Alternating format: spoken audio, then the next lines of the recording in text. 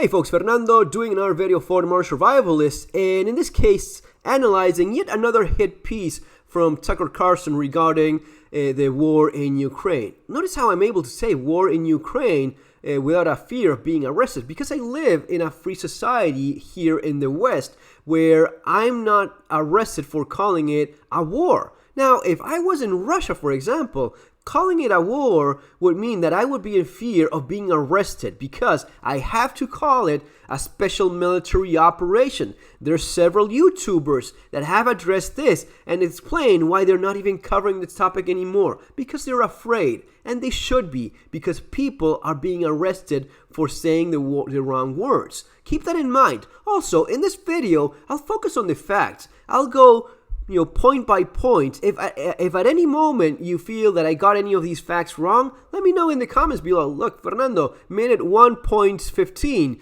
you said this, that's actually not correct, you got that wrong. I'll more than welcome that when I make a mistake regarding one of these facts I'm listing, and then I'll give you my opinion based on those facts. But first of all, what we really know, the actual facts. One of the reasons I'm doing this is, I do care about the suffering of the poor people in Ukraine. I think it's messed up that they're being invaded by Russia and millions of them being made refugees and thousands of them being slaughtered and bound to pieces. But most of all, I want you to understand how the media is always playing you. And the media is simply the tool of the elite. The same elite that runs the military-industrial complex, media, legacy, mainstream media, the tech companies, freaking Disney, and the rest. It is all owned by the same corporations that are owned by the richest families, the richest people on the planet. So, most of all, what I want you to take from this video is how you're being played, how you're being manipulated into thinking that because you're watching Fox News, and this is completely different from CNN, when in fact it's really not, it's actually owned by the same people at the end of the day. It really is. Look it up yourselves. You're being played, you're being tricked, and it's very interesting to see how that works, how people fall for that all the time. You see Tucker Carlson, which says lots of things that we all agree with, so we all nod along, and then he says things like this, where a lot of people also nod along because it's Tucker Carlson saying it. Now, if you're a little bit more cynical, objective, giving the experience that you've had in life, like it's my case, you take that with a grain of salt. What the fuck are you saying? What did you just say? Let's go into this. So we being the Biden administration, we have sent billions to Ukraine to protect their borders, even as we have opened our own to the world. Yeah, that's correct. Why is it? That's actually true. Why is it? It's more important to protect the borders of Ukraine? Is that a thing? And not the American borders? That doesn't sound about right. Now, why is it happening? Let's go with facts. Again, you think that Ukraine has any power over the United States? You're fighting a damn war with Russia. If they had any power at all, really, they wouldn't be involved in a war with Russia to begin with. No powerful nation would find themselves in that position. Russia didn't invade the United States. Russia didn't invade China. Russia didn't even invade any NATO country. They invaded the country that they could invade, and that the rest of the world looked the other way when it was first invaded in 2014. I'm going with facts. The war in Ukraine started in 2014 when Russia first invaded regions of the east and annexed Crimea. 2014. No one cared back then. In fact, no one cared. Everyone cared so little that in 2018 you had the FIFA World Cup in Russia. 4 years after they first invaded and they continued to invade, you had the FIFA World Cup. Now, you may not understand what that means, because especially if you're American, the FIFA World Cup is like the Super Bowl times 10 for the entire fucking planet. That is what the FIFA World Cup is. It is so important and so big that nations pay and bribe so as to get it. And usually it's nations that want to have a whitewashing of their public image. You want a good look in spite of you being a shitty dictatorship. If you have the Saudi Arabians, if you have Russia, if you have the Chinese, whatever it is that they want to whitewash their image, You just bribe your way into getting yourself one sweet FIFA World Cup deal, and that's going to be doing wonders for you. Russia did that in 2018. The rest of the world allowed that to happen. Why are we doing this exactly? Okay, and why is it that you're sending billions to Ukraine? It's because Zelensky is so manly and powerful that he's oppressing the American people now. They don't have any power at all. In fact, that's why they're being invaded. The real reason why you're sending money to Ukraine is because the elite makes money with that. You understand, right, this, correct? You do understand what I'm saying. You do understand that the American economy runs most of all through war. That's why you have endless stupid wars since, how long? Do the math yourselves. But after a 20-year war in which it ended in a humiliating defeat in Afghanistan, literally running with your tail between your legs, that was the end of that. You have another conflict that you can monetize. You can monetize these conflicts. The stock went up as soon as this became more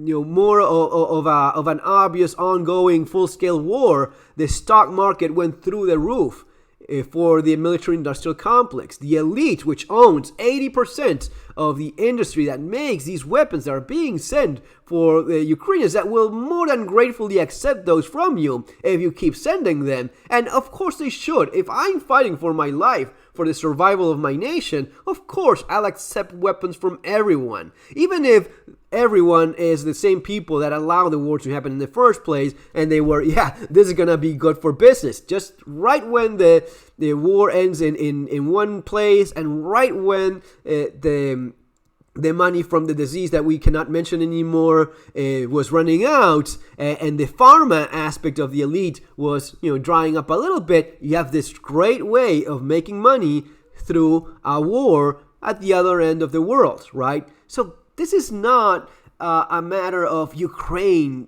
having power over the United States and Joe Biden. It couldn't be further from the truth. This is money willingly being sent. No one is putting a gun to your head, Tucker, all right? No one is forcing the United States to send money to Ukraine. The United States government is happily doing that themselves because it siphons money from the pockets of average Americans to the pockets of the elite, using this as a great excuse, not only for just the war in Ukraine, military-industrial complex, making more weapons. Also fantastic as, well, the Putin price hike.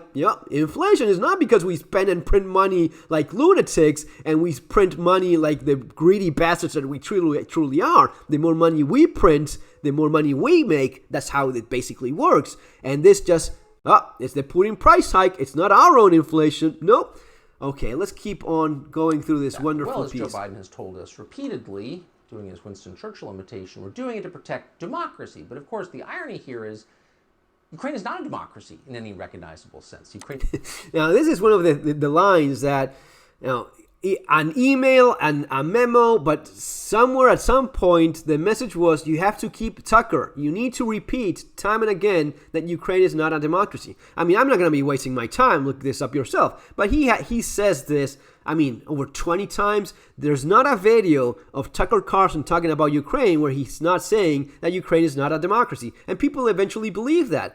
That is simply not true. It's not the case. Ukraine is a country in which this man was elected. This was in 2019, all right? In 2019, after the first invasion of Russia, 2019, you had elections in Ukraine where this man got 73.22% of the votes.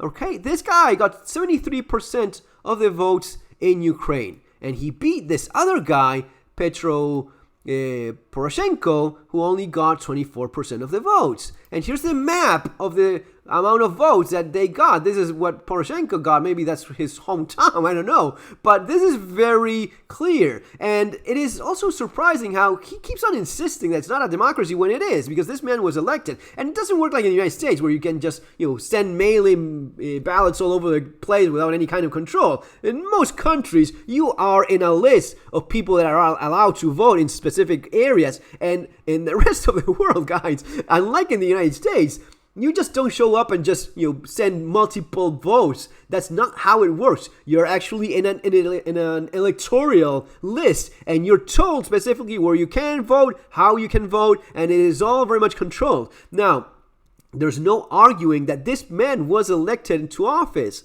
Okay. Now he keeps on insisting on this lie about it is not a democracy.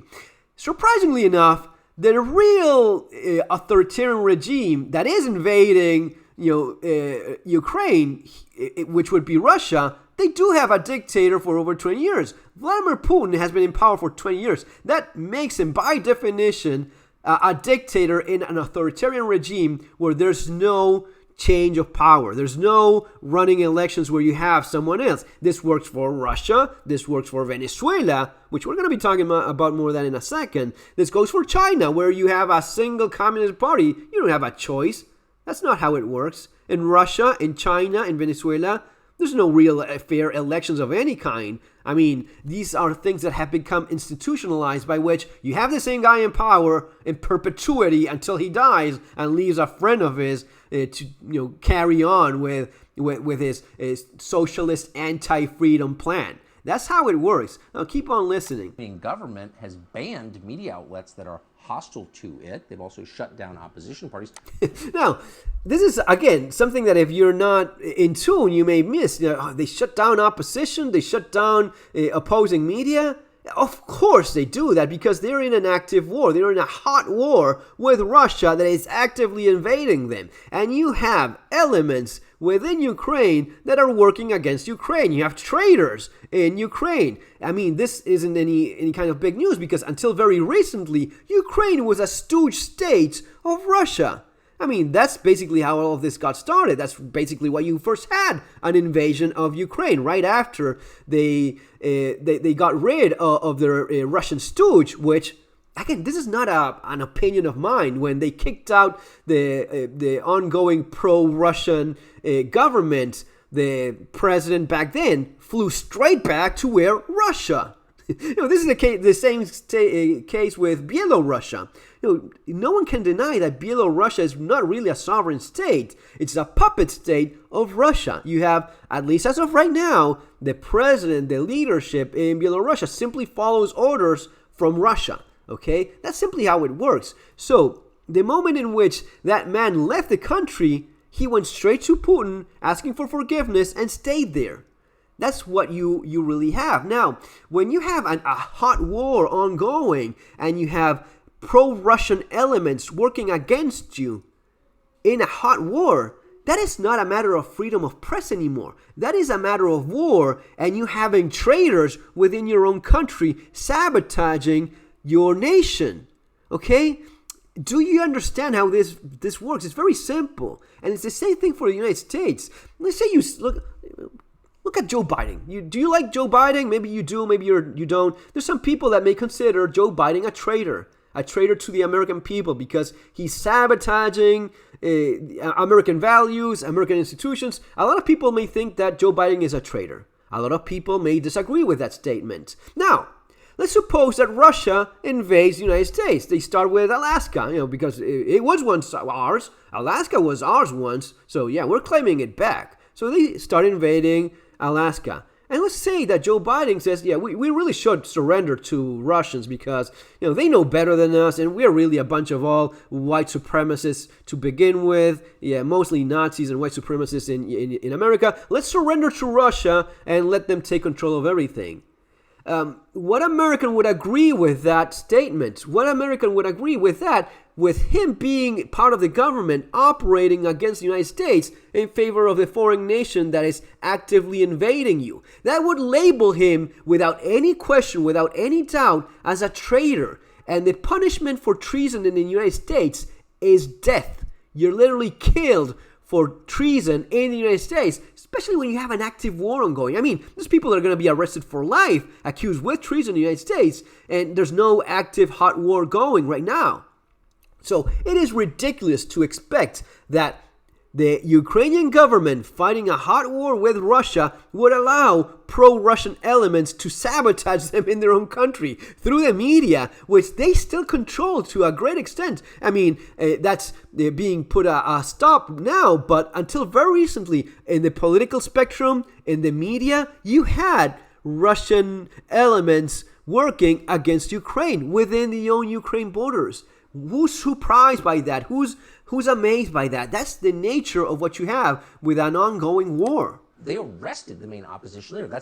No, that's not true. The main opposition leader is this guy, Petro Poroshenko. If you look him up, he was actively fighting the Russians with a rifle. He's not arrested. That is simply not true. Now, of course, what he's making reference to is the pro-Russian politicians and the pro-Russian saboteurs and the traitors of Ukraine that were looking to convince people, yeah, we should really surrender to Russia. That's the best thing we can do. Of course, you're going to be arresting those people and shutting down those outlets that are working against you in the middle of a damn war.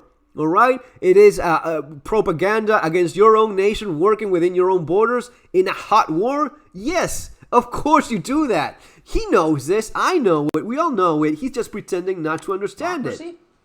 So yes. Because we allowed that to happen, in fact, we funded it all, now the Ukrainian government has decided that they can impose censorship in our country. The Ukrainian government has issued a blacklist of so-called Russian propagandists. Yes, of course you have Russian propagandists, which are people that are working in favor of Russia. Now, beyond their borders, they have no control. I mean, if in my own country, as I'm being invaded, I have people working against my country, yes, you could probably arrest those, right? You would go after them. Outside the country, you have no power. Now, you can definitely blacklist Russian supporters. And who would be like, what is it that he called them? Americans. Russian propagandists. Okay, Russian propagandists, Americans. Who could that possibly be? Why do I care? Why do I care what's going on in the conflict between Ukraine and Russia? And I'm serious.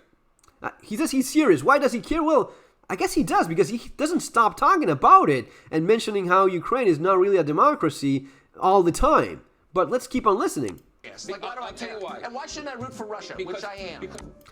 So he says that he's actively rooting for Russia, and this is not just one video. He says this, he said this several times. He admitted several times to actively root for Russia, and all of his videos are actively rooting for Russia and throwing dirt on Ukraine all the damn time, especially this man, which has become a bit of a figure of resistance for the Ukrainian people. And yeah, probably the guy that screwed maybe the plan that the elite had in mind in the first place. But how could you possibly argue that you're not a mouthpiece for Russia and in an active ongoing war when you do that all the time? Why would you even be surprised?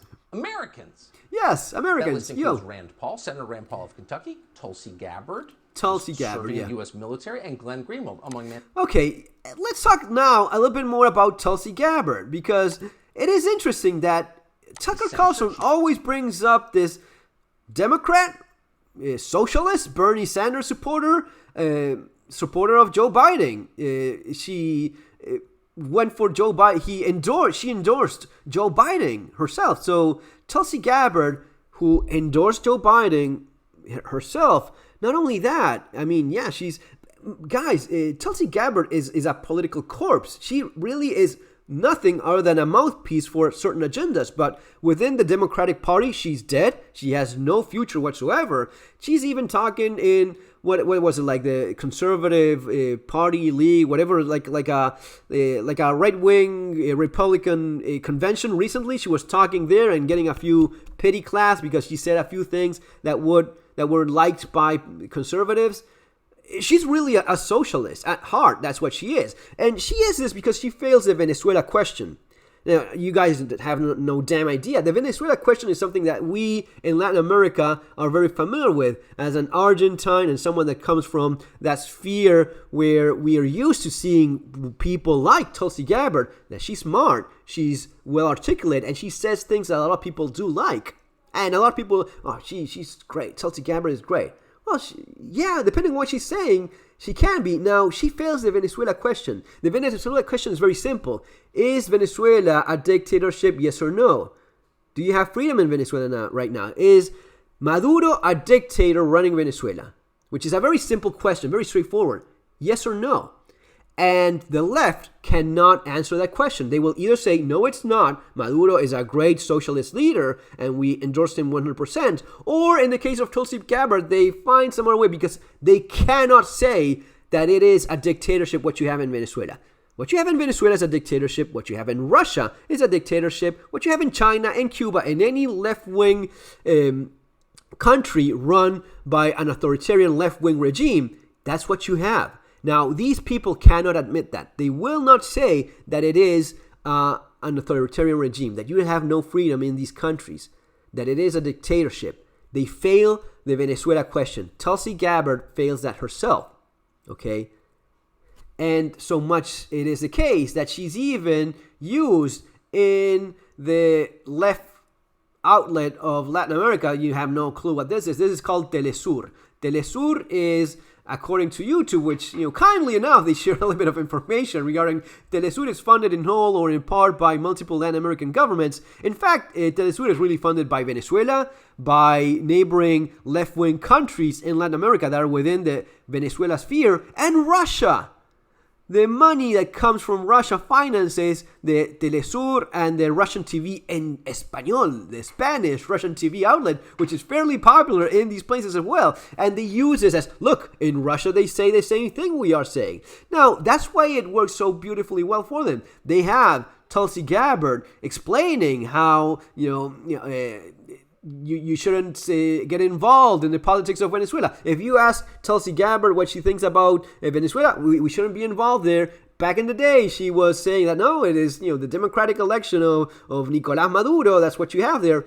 This is what they use. They use these politicians so as to make their case as mouthpieces for their own cause. In the left, in Latin America, Telesur, Russian TV. That's what you really have in these countries. That's what Tulsi Gabbard is really all about. Now, she is... military. She served in the United States Congress. She's wonderful. We all love Tulsi, right? Congressman, thank you so much for coming on. What's your reaction to finding yourself on this blacklist? Isn't she a former congressman by now? Anyway.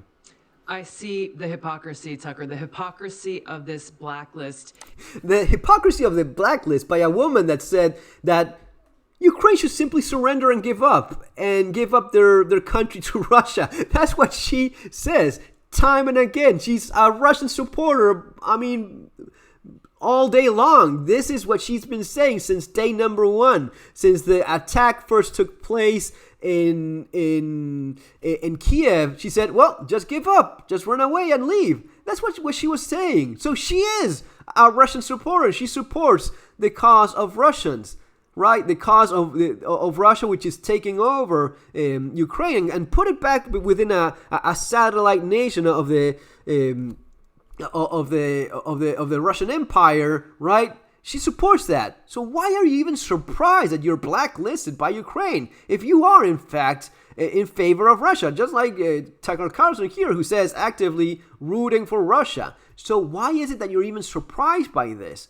Do you see where I'm going with this? It is ridiculous. This is the man from the opposition. This is the way the elections went. Now, again, the idea that you would allow traitors within your country doing an active war, that really makes no sense. It's not only childish, it's downright stupid to think that you would not arrest saboteurs and traitors working against the interests of your own country in an active conflict, in an active hot war. Now, if you look around for more information and you have different, I don't know, and this is where we go through the facts, and this is now analyzing these facts. I'm pretty certain that Tulsi Gabbard is at heart a socialist, Bernie Sanders supporter, the kind of socialist that cannot say that Venezuela is a dictatorship. This is the same as the what is a woman question. If you cannot answer what is a woman, whatever bullshit comes out of your mouth after that doesn't really matter. You are a fanatic. If you cannot answer what is a woman and you have problems understanding the difference between a man and a woman, nothing else that you say makes any sense. It's all bullshit. You're committed to your cult about a woke agenda that you obviously have if you cannot answer what is a woman, the famous documentary from Matt Walsh. What is a woman? Oh, well, that's a very complex, okay, bullshit. That's what I'm going to be hearing from you from this point. Tulsi Gabbard is like that in terms of her socialist beliefs, in terms of her left-wing agenda. Her left-wing agenda is aligned with Russia, and it's aligned with the rest of the socialist agenda that is very much against freedom and liberty, and is mostly using these institutions, the freedom that the West allows, so as to work against it. It's very similar to Mao in China when he asked for opposition leaders to speak out and explain and criticize him. And then he executed them, 2 million of them.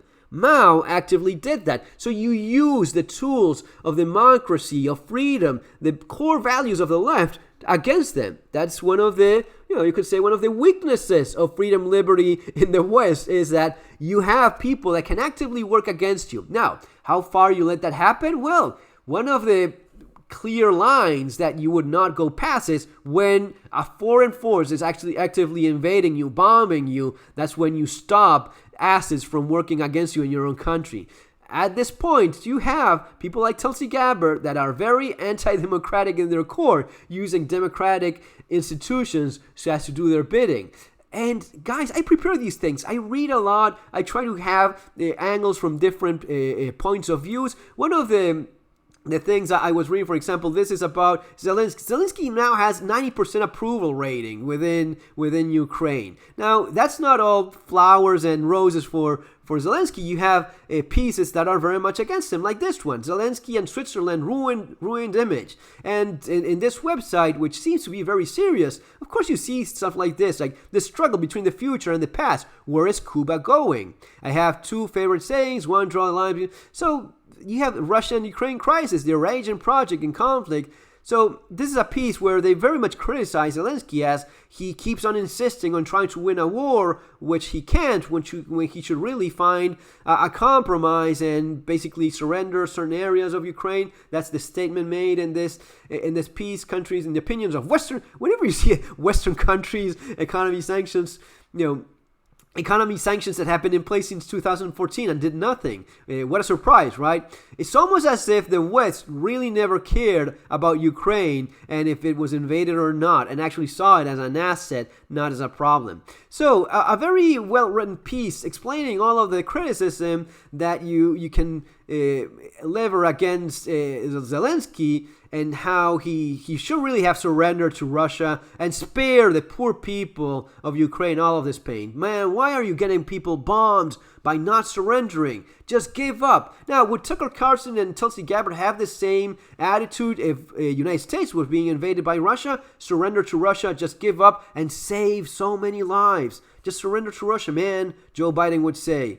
Would Americans do that? Let me know in the comments, because this is just an opinion of mine now. Would you share this opinion of mine or not? Would you think it's better to just surrender to Russia and let them win? I mean, they used to own Alaska back in the day. Why not give it up already? And since everyone in the United States is all white supremacists anyway, yeah, you could really allow Russia to liberate your country from Nazis and white supremacists and, make American people free again. Putin would definitely do that. Now, when you dig a little bit deeper than that, you find that these very well-written pieces, this is from, I have never heard of this publication before, MR Online. Well, it turns out that MR Online, or Monthly Review Online, is actually a socialist magazine. The publication is the longest continuing published socialist magazine in the United States. So of course the socialists have a positive view of Russia. Of course the left supports Russia, right? And of course people that benefit from this support the agenda as well. So